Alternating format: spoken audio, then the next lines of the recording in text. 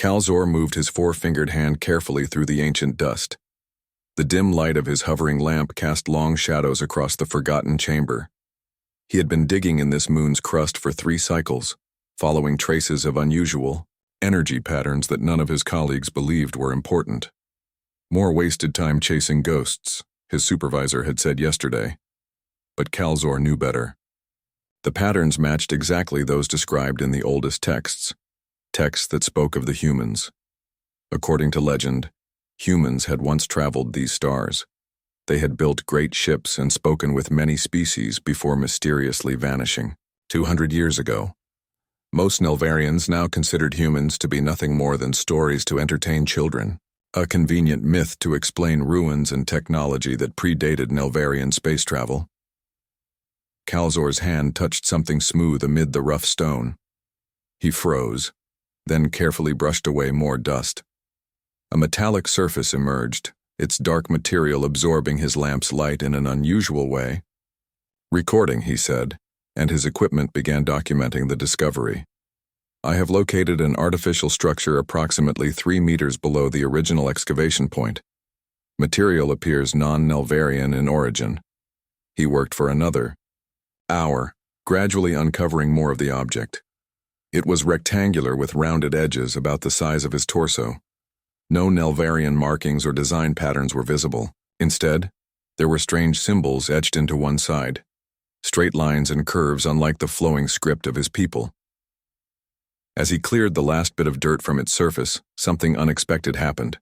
A small light began to pulse near one end of the device. Calzor jumped back, heart racing. "Object appears to be powering up," he said to his recorder.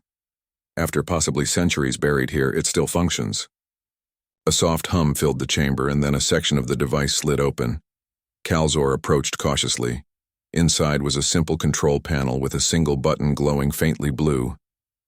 Scientific caution told him to wait, to call for support and proper analysis equipment. But the part of him that had always believed the stories of humans urged him forward. His finger hovered over the button. "This could be proof," he whispered, and pressed it. The device came fully alive. A beam of light shot upward, forming a 3-dimensional image in the air above it. Calzor stared in amazement as the light took shape, strange symbols floating and changing, followed by what appeared to be star maps. Then, most shocking of all, a voice began to speak. The language was unlike anything Calzor had ever heard, quick, with hard consonants and flowing vowels. He fumbled for his translation device, but it simply displayed language unknown. Whatever this was, it was transmitting something. A message or a signal. And it was definitely not Nelvarian. Calzor sat back on his haunches, watching the projection cycle through its sequence again. "I found it," he said quietly. "Actual proof of non-Nelvarian intelligence. Perhaps even proof of humans." 7 light years away, Lieutenant Eric Daniels jolted upright in his seat. The communication console in front of him had suddenly come alive with activity. "Captain," he called across the bridge of the UES Thunderchild. "We're receiving a signal. Old, frequency emergency band 7. Captain Laura Boyd moved quickly to his station. "Source?" "Calculating now," Daniels replied, his fingers moving across the holographic interface. "It's coming from the Eridani sector. That's inside collective territory." A hush fell over the bridge. The Thunderchild had just completed a 6-month stealth mission mapping the borders of what humans now called occupied space, territory they had once freely traveled, but had abandoned during the retreat. "Can you decode it?" Boyd asked. "Working on it now. It's one of our emergency beacons, very old model." Daniels frowned at his screen. "Pre-retreat technology. It's been activated recently after being dormant for, the timestamp says 197 years. Boyd turned to her first officer. "Alert Admiral Wells. Tell her we've got a sleeper awakening." 30 minutes later, Admiral Patricia Wells's face filled the main screen of the Thunderchild's bridge. Her gray hair was pulled back in a severe bun, and her eyes were sharp despite the late hour she had been contacted. "Play it again," she ordered after seeing the signal data. The audio came through clearly this time. This is Emergency Beacon Delta 217, placed by the United Earth ship Roosevelt during final evacuation procedures. If activated, this beacon indicates possible Category 3 or higher technological development in the restricted zone. All fleet vessels acknowledge and report to command. The beacon's activation parameters? Wells asked. Daniels consulted his screen. It was programmed to remain dormant until it detected specific energy signatures associated with advanced fold-space communication technology. So the Nelvarians have reached that threshold, Wells said, more to herself than to the bridge crew. Sooner than we expected. Admiral, Boyd said. The beacon was manually activated. Something found it and turned it on. Wells was silent for a moment. This changes the timeline. The observation phase was supposed to continue for another decade at least. Orders, ma'am? Boyd asked. Return to Proxima Base at once. I'll convene the council. Wells's expression was grim. And Captain, maintain highest stealth protocols. We don't know who or what activated that beacon, but we can't risk detection. Yes, Admiral. Boyd nodded. Should we attempt recovery of the beacon? Negative. Let's see what they do with it first. The Admiral's eyes narrowed. It might tell us a lot about what we're dealing with. As the communication ended, Boyd turned to her navigation officer. Plot the fastest course to Proxima, Lieutenant Mason. Push the engines as hard as they'll go. Yes, Captain, Mason replied. Estimated arrival in 43 hours. Boyd looked at the star map displayed on the main screen, focusing on the small, blinking light that represented the activated beacon. Almost 200 years, she said quietly. We left those sectors thinking we'd have centuries before they developed that far. Now we have a decision to make. Captain? Daniels asked. Boyd met his gaze. Whether humanity remains a legend, or whether it's time to remind the galaxy that we're very, very real. Back in the moon chamber, Calzor had transmitted images of his discovery to the Nelvarian Science Academy. He expected excitement, even congratulations. Instead, the response was cold and immediate. Seal the site. Do not touch the device again. A containment team is on the way. Calzor stared at the message in disbelief. But this is the discovery of a lifetime. This could be actual human technology. The reply came quickly. The Council has classified your finding. Speak of this to no one. Wait for the containment team. As Calzor reluctantly began packing his equipment, he didn't notice that the device had changed its transmission pattern. The signal was now stronger, more focused, beaming directly toward the stars. The beacon had done its job. It had awakened after its long sleep. And somewhere in the darkness between stars, humanity was listening. The containment team arrived 6 hours after Calzor sent his report. 5 stern-faced officials in dark uniforms stepped out of their sleek transport, equipment cases in hand. Their leader, a tall Nelvarian with pale blue skin markings, approached Calzor without introducing himself. Where is the device? He asked, his voice cold. Still in the chamber where I found it, Calzor replied. I followed orders and sealed the site. The leader nodded to his team, who immediately began unloading more equipment. Calzor noticed that some of it looked military rather than scientific. I should show you my findings before you... Calzor began. Your services are no longer required. The leader cut him off. You will return to the main colony on the next transport. Your research materials have been confiscated. Calzor's inner eyelids blinked rapidly in shock. Confiscated? But this is my discovery. I've spent 3 cycles tracking the energy signatures. This matter now falls under direct authority of High Commander Vexnal. The leader handed him an official document. Your security clearance has been revoked. Speak of what you found to anyone, and you will face imprisonment. Calzor looked from the document to the team now disappearing into his excavation site. Something was very wrong. Why would a simple archaeological find require military involvement? As he was escorted to the transport pad, Calzor managed one last look back. More ships were arriving, larger ones with the distinctive markings of the Nelvarian Defense Fleet. Whatever he had found, the highest levels of the collective were taking it very seriously. Too seriously for it to be nothing but a myth. Dr. Carol Martinez studied the transmission data for the third time. The small office aboard the UES Defiant was cramped but private, which suited her needs perfectly. "Play it again," she said to the ship's AI. "Isolate frequencies between 140 and 180 hertz." The audio filtered through her specialized equipment. She closed her eyes, listening not to the words but to the patterns beneath them. "There," she said suddenly. "Stop and replay from time mark 342. A series of clicks and hums became audible when separated from the main beacon signal. Carol smiled. Clever old Roosevelt crew. They built in a secondary data stream. She began typing rapidly. "Ship, please note that Beacon Delta 217 contains embedded geographic coordinates and technical specifications of its finder." Captain John Hayes entered, without knocking. "Tell me you found something useful, Doctor." Carol gestured to her screen. "The beacon did more than just wake up, Captain. It scanned whoever activated it. We have preliminary biological data suggesting a Nelvarian physiology, and the beacon's sensors mapped part of the chamber it was found in." Hayes leaned closer to view the 3D rendering forming on her screen. "Can we identify the specific Nelvarian?" "Not enough detail for that," Carol replied. "But we know they were using standard archaeological tools, not military equipment.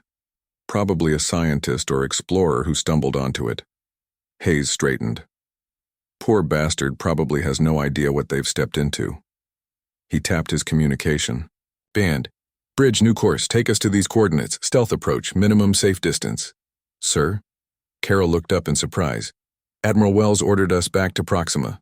"We're still going to Proxima," Hayes said. "But I want eyes on that site first.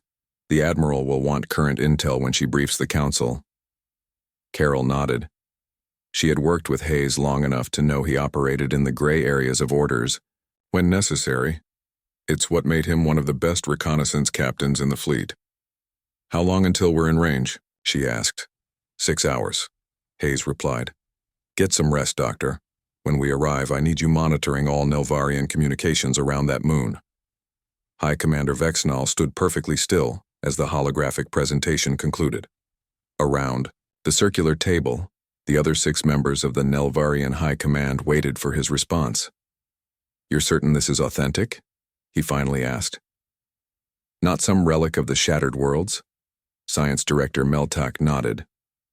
"The technology is unlike anything in our archives.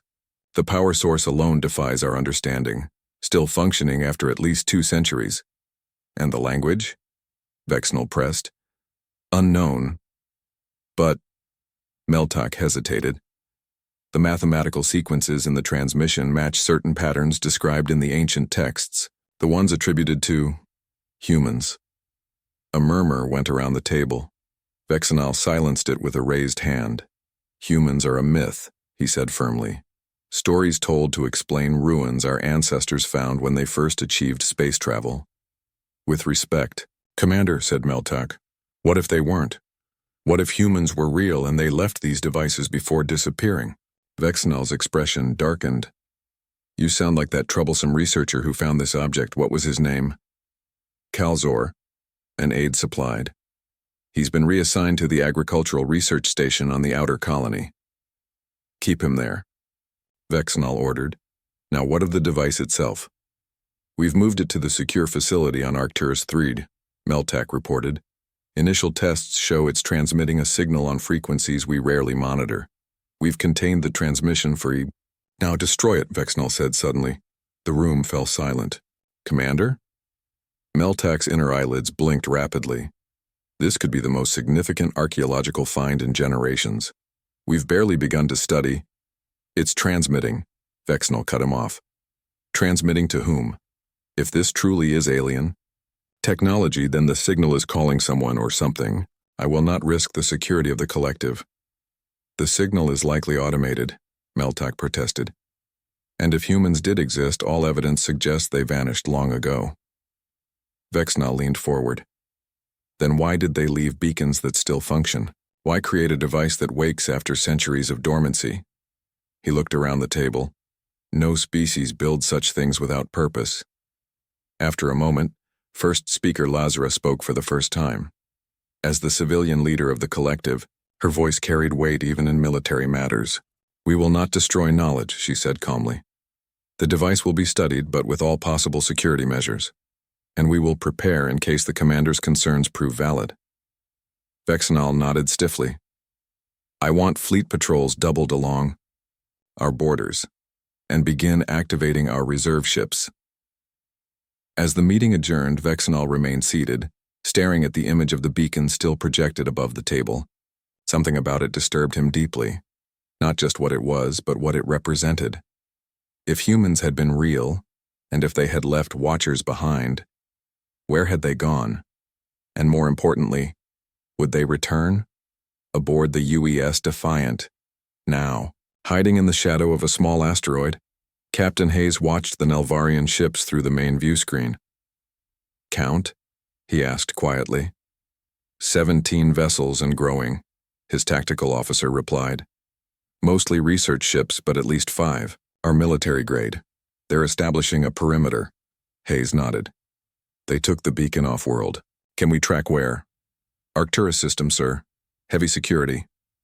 "Well," Hayes said with a grim smile, "now we know they take legends seriously. Set course for Proxima Base, maximum stealth. The Admiral needs to see this." As the Defiant slipped away, neither its crew nor the searching Nelvarians noticed the small probe that detached from the human ship, drifting silently toward the moon's surface. The first piece in a game about to unfold across the stars. Admiral Patricia Wells stood before the curved window that overlooked Earth's northern hemisphere. The blue-green planet looked peaceful from the orbital command station. It was hard to imagine that this same world had once retreated from the stars in what many still called the Great Withdrawal. The door to her office slid open and Captain Hayes entered. He looked tired after his rushed journey from Nelvarian space. "Your report makes for interesting reading, Captain," Wells said without turning. "A full military response to an archaeological find." "They moved faster than we expected," Hayes replied. "Security protocols, military vessels, high-level involvement. The Nelvarians are taking this very seriously. As they should." Wells finally turned from the window. "Please sit." Hayes took a chair across from her desk as Wells activated a holographic display between them. A 3-dimensional star map appeared, with certain sectors highlighted in red. "The Council has reviewed your findings," she said. "Combined with other intelligence, we now believe the Nelvarians have reached Level 4 technological development nearly 30 years ahead of our projections." Hayes studied the map. "They've expanded into 3 new sectors since our last deep reconnaissance." "Yes, and they've begun weapons testing that violates the Judgment Protocol." Wells expanded a section of the map, showing detailed scans of a Nelvarian military installation. "These energy signatures match prohibited weapons technology. The protocol was established before the retreat," Hayes pointed out. "They can't violate rules they don't know exist." Wells's expression hardened. "Ignorance doesn't make the weapons less dangerous. The protocol exists for a reason." She paused. "The Council has made its decision. We're moving to Phase 2. Hayes sat up straighter. "Contact?" "Limited and controlled," Wells clarified. "A small diplomatic team will attempt communication. Commander Lisa Reed is preparing the intelligence briefing now." As if on cue, the door opened again and Commander Reed entered. She carried a data pad and wore the serious expression of someone about to deliver unwelcome news. "Admiral, Captain," she greeted them. "I've completed my assessment of Nelvarian military capabilities." "And?" Wells prompted. "They're stronger than we thought," Reed said, transferring her data to the main display. "Their weapons technology is advancing rapidly. In some areas, they're approaching pre-retreat human standards." Hayes whistled softly. "That's a significant jump from our last assessment." "It appears they discovered one of our abandoned research facilities in the Procyon sector," Reed explained. "They've been reverse engineering some of the technology they found there." Wells frowned. "That facility was supposed to be completely scrubbed during the retreat." "Someone made a mistake," Reed said simply. "And now we're dealing with the consequences. The Nelvarians don't understand what they're developing, but they're dangerously close to creating technologies specifically forbidden by the protocol." Such as, Hayes asked. Planet killer class weapons, Reed said softly. Their theoretical models show they're working on a gravimetric destabilizer. They're still years from a working prototype, but the mere fact they're researching it is concerning. Wells was silent for a moment, absorbing this information. This changes our approach. The diplomatic mission will now include a military component. Captain Hayes, your ship will escort Ambassador Reynolds to the designated contact point. And if the Nelvarians react poorly, Hayes asked. Then we move directly to Phase 3, Wells replied, her voice grave. Full disclosure and enforcement of the protocol. That hasn't happened since before the retreat, Reed noted. The Council must be deeply concerned. They are, Wells confirmed. Professor Morris provided historical context that proved decisive. Alan. Morris, the historian? Hayes looked surprised. I didn't realize he was involved. He's been studying pre-retreat records for decades, Wells explained.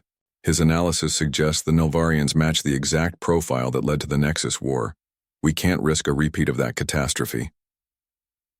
On the agricultural research station orbiting the outermost planet of the Nelvarian system, Calzor stared, out at the stars. His reassignment felt like punishment, analyzing soil samples and testing crop yields when he should be studying his discovery. His door chime sounded, interrupting his thoughts. When he opened it, he found a slender Nelvarian, female in a science division uniform. Researcher Calzor, she asked. Yes, he replied cautiously. My name is Renka. I work in xenobiology. She glanced down the corridor before continuing. May I come in? I believe we share certain research interests. Confused but curious, Calzor stepped aside to let her enter. Once the door closed, Renka removed a small device from her pocket and activated it. Privacy field, she explained. What I'm about to tell you is classified at the highest levels. If this is about what I found on the moon, I've been ordered not to discuss it, Calzor said. Renka smiled. I know exactly what you found. I'm part of the team studying it now. She hesitated. What do you know about humans? Calzor's inner eyelids blinked in surprise. Only what the old stories say, that they were a spacefaring species who vanished centuries ago. Most believe they never existed. They existed, Renka said firmly, and the device you found is proof. It's human. Technology. A beacon designed to monitor technological development. Monitor us. Why? That's what we're trying to determine.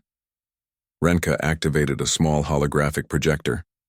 These symbols were found inside the device's secondary data core. Calzor leaned closer. The projection showed a series of complex symbols arranged in a circular pattern. What does it mean? He asked. We believe it's a reference to something called the Judgment Protocol. We've found similar references in other ancient ruins. Renka looked directly at him.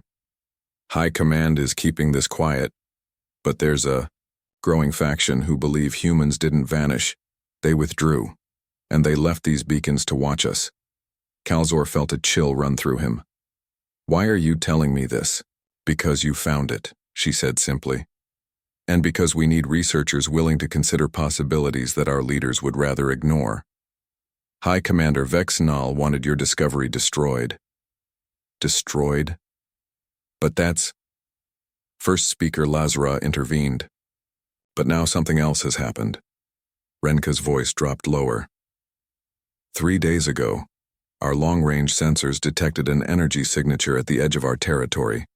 It vanished almost immediately, but the pattern matches descriptions from the oldest texts, descriptions of human ships. In the darkness of interstellar space, the UES Defiant moved swiftly toward its rendezvous point. Behind it, traveling at a more stately pace, came 3 larger vessels. The diplomatic carrier UES Concord and its 2 escorts, powerful warships disguised with civilian markings. On the Defiance bridge, Captain Hayes studied the latest intelligence. Reports. The Nelvarians had increased their border patrols and placed their military on alert status. The beacon had made them nervous, exactly as it was designed to do centuries ago. Ambassador Reynolds has boarded the Concord, his communications officer reported. "The diplomatic team is assembled and ready." Hayes nodded. "Send the signal. Let's see if the Nelvarians remember how to talk to the stars." Across Nelvarian space on every communication frequency, a simple message began to play. It started with mathematical sequences, universal language, then shifted to words in the Nelvarian tongue. "People of the Nelvarian Collective, we are representatives of humanity. We wish to establish peaceful contact. Please respond on this frequency within 3 standard days." After centuries of silence, humans were speaking again, and the galaxy was about to remember why that mattered. The message from the humans played again on the main screen of the Nelvarian High Council chamber. First speaker Lazara watched the reactions around the table carefully. Some counselors appeared shocked, others frightened. High Commander Vexnal's face showed no emotion at all, which worried her most. 3 days have passed, Lazara said when the recording ended. "We must respond." "Respond?" Counselor Drevmore's voice rose sharply. "To creatures that may not even be real? This could be a trick by the Aurelian Empire to test our defenses." The message came simultaneously across all our communication channels, Science Director Meltak pointed out. "The Aurelians lack such technology, and the signal origin points to empty space beyond our borders." "Not empty anymore," Vexnal said, quietly. He activated his own display showing sensor readings.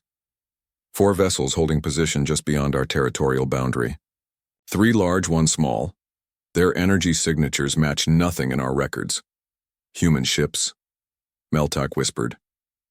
"If they are human," Vexnal countered, "then they have been watching us, perhaps for centuries. The device researcher Calzor found proves it.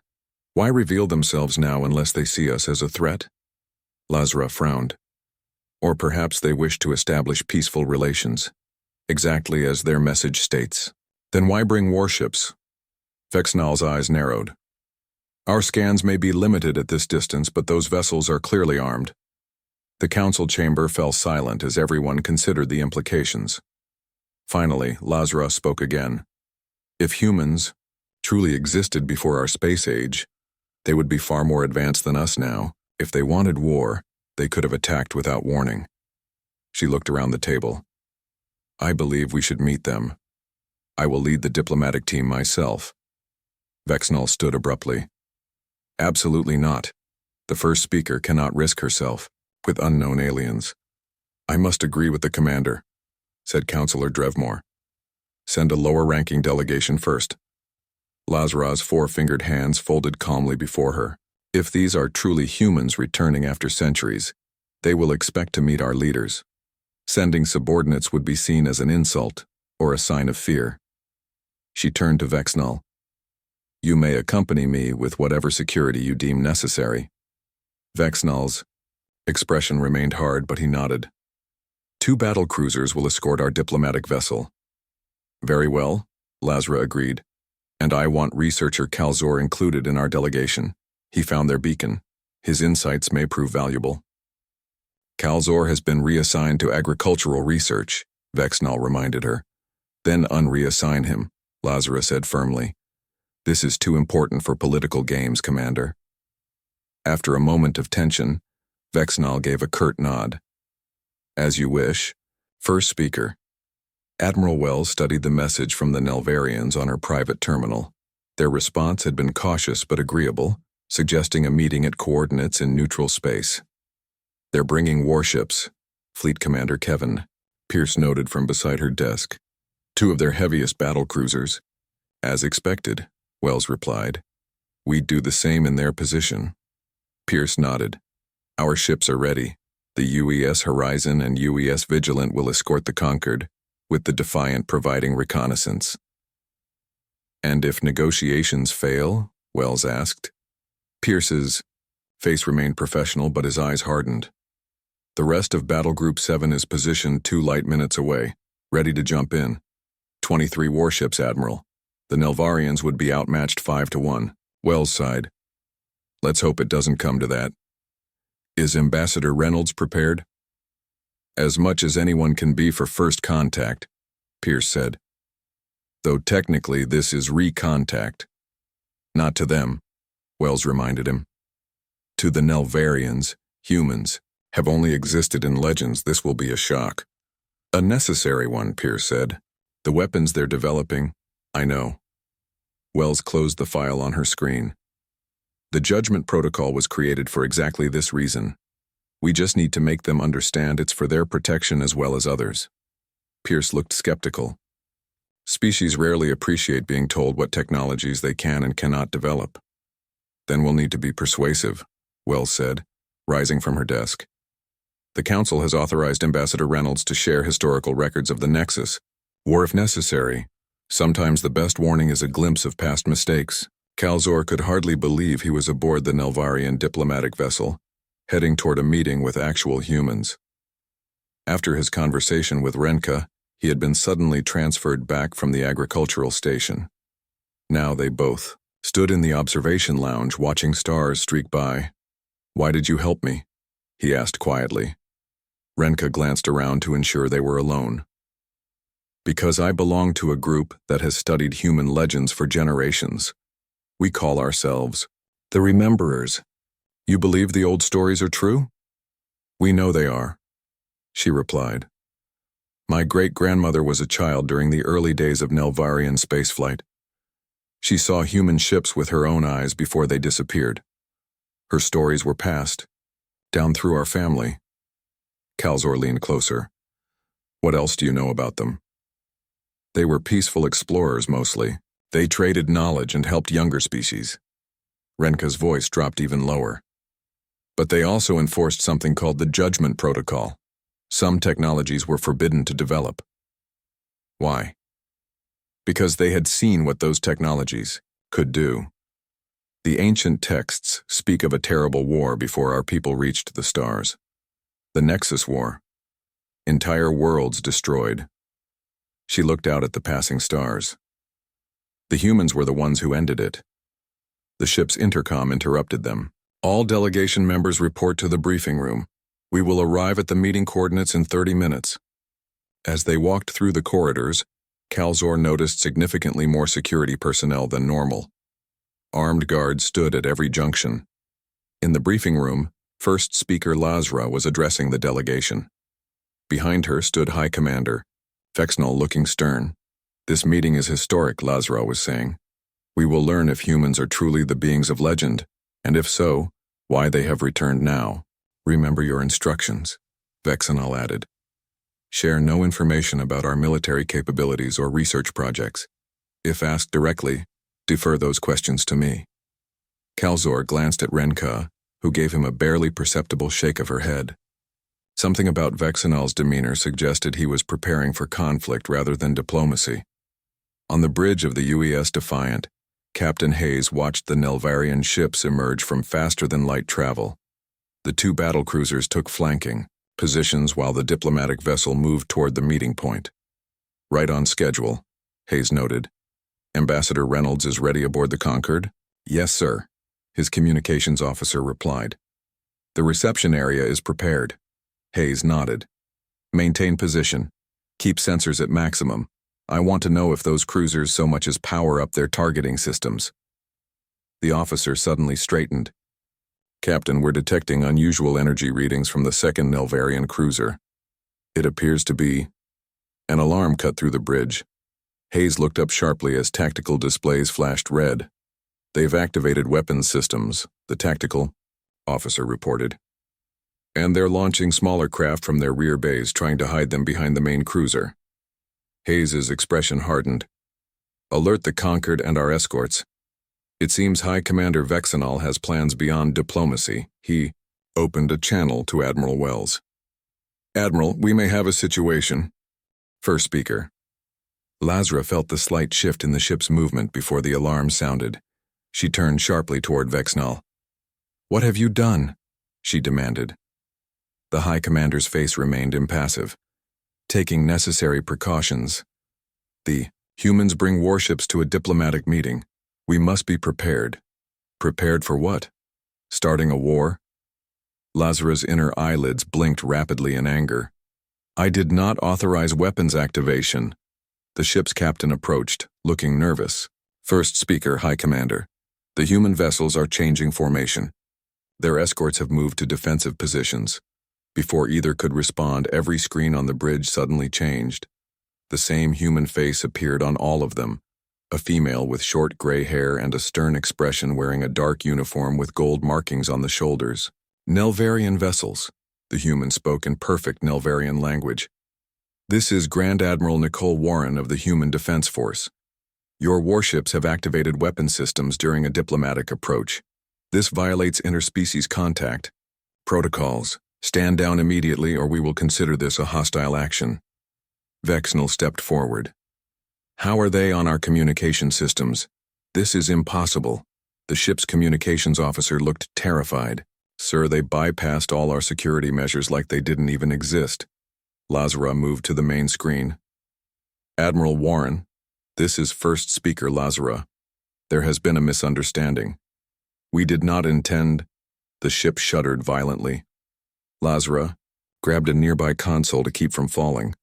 What was that, she demanded. The secondary cruiser, the tactical officer reported. It's been disabled. All systems are shutting down. Attacked? Vexenal growled. Without warning? No weapons fire detected, the officer said, sounding confused. Their systems just stopped working. The human admiral spoke again. That was a targeted electromagnetic pulse. Your second cruiser will regain minimal function in approximately 20 minutes. No one has been harmed. Her expression hardened. The small attack craft you launched from your rear bays have also been neutralized. This is your final warning. Vexenal's face darkened with rage. Launch all fighters, target their lead vessel. Belay that order, Lazara shouted. As first speaker, I command you to stand down, Commander Vexenal. For a terrible moment, everyone on the bridge froze, caught between conflicting orders from their highest civilian and military leaders. Then Calzor stepped forward. Look, he said, pointing to the main view screen showing space outside their ship. Where moments before there had been only 3 human vessels, now the darkness bloomed with light. Ships appeared from nowhere, dropping their stealth fields to reveal a massive battle fleet surrounding the Nelvarian vessels. 23 warships, the tactical officer whispered, all larger than our cruisers. Lazara stared at the screen in shock, then turned to Vexenal. You planned an ambush against this? Are you insane? Before Vexenal could respond, a security team burst onto the bridge led by Renka. First speaker, Renka said urgently. Commander Vexenal authorized an attack without council approval. The Rememberers have uncovered evidence that he has been developing forbidden weapons technology in secret facilities. Traitor.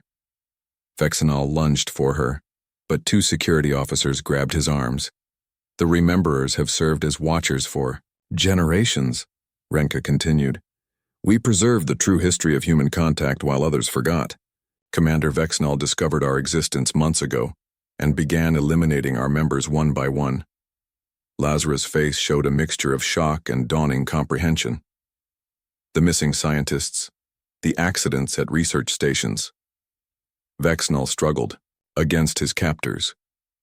Everything I did was to protect the collective. Humans abandoned this sector centuries ago. They have no right to return and dictate terms. Place the commander under arrest, Lazara ordered, and signal the human vessels. We accept their terms and request to continue diplomatic contact. 2 hours later, Calzor found himself sitting in a room more strange and wondrous than any he had ever seen.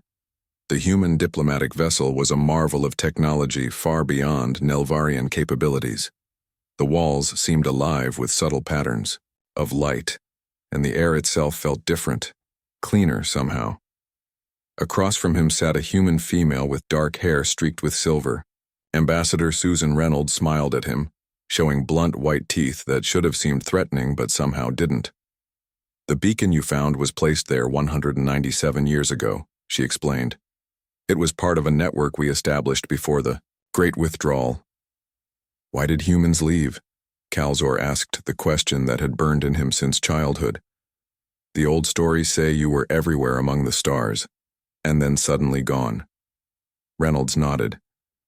The Nexus War taught us a harsh lesson. 12 worlds destroyed, billions dead because we failed to prevent the spread of planet-killer technology. Her expression grew solemn. After the war, humanity made a decision. We would retreat from known space, let the younger species develop, naturally, but monitor from afar to prevent another catastrophe. The Judgment Protocol, Calzor said. Yes, certain technologies are too dangerous to exist. The protocol established guidelines and enforcement mechanisms. She gestured to a holographic display showing star systems. Humanity has been watching dozens of developing species across the galaxy. The Nelvarians were classified as Category 1 for intervention when our sensors detected gravimetric research. First speaker Lazara, seated nearby, looked troubled. The project's vexenal authorized without council knowledge. Yes, Reynolds confirmed. Planet-killer class weapons, the same that nearly ended all life in this sector during the Nexus War. The door opened, and a tall human male in a dark uniform entered. Captain Hayes nodded respectfully to the gathering. Grand Admiral Warren sends her apologies for the display of force, he said, but we needed to end the confrontation quickly before it escalated. Your technology is, Lazarus seemed at a loss for words. The way you disabled our cruiser without harming anyone. The stealth systems on your ships. Hayes smiled slightly. We've had 200 years to advance while maintaining the protocol, but we're not here to intimidate, first speaker. We're here to invite. Invite? Calzor asked. Ambassador Reynolds leaned forward. The Nelvarian Collective has reached a developmental stage where isolation is no longer beneficial. We propose formal diplomatic relations, cultural exchange, and limited technology sharing. In return, we ask that you join the protocol as full members. And if we refuse? Lazara asked carefully. That would be your right, Reynolds replied, but certain technological paths would remain closed to you, and we would continue monitoring. Lazara was quiet for a moment. I must consult with the full council, but speaking personally, I believe this is the beginning of a new chapter for both our peoples. As the formal discussions continued, Calzor found himself drawn to the large viewport, where he could see both the Nelvarian and human ships floating in the darkness of space. Renka joined him there. All my life I believed the stories, he said quietly, but to actually see them, speak with them. The Rememberers kept the truth alive for generations, Renka replied. But even we didn't know everything. The humans withdrew to protect us all, not abandon us. Calzor watched as smaller vessels moved between the larger ships, beginning the process of cultural exchange. Do you think they'll share their history? With us, the full story of the Nexus War. I believe they will, Renka said. But more importantly, they're offering us a future among the stars. Not alone, but as part of something greater. Outside the viewport, a massive vessel appeared from fold space, larger than any they had seen before. Its hull gleamed silver. In the starlight and across its side, Calzor could make out strange symbols that must be human writing. What is that? He asked Ambassador Reynolds, who had joined them at the window. The UES Unity, she replied with a smile. Our flagship, and the first vessel designed to accommodate multiple species working together. As they watched, the great ship moved into position between the human and Nelvarian fleets, not dividing them, but bringing them together. Humans were no longer legends. They were allies. And the silence of centuries had finally been broken.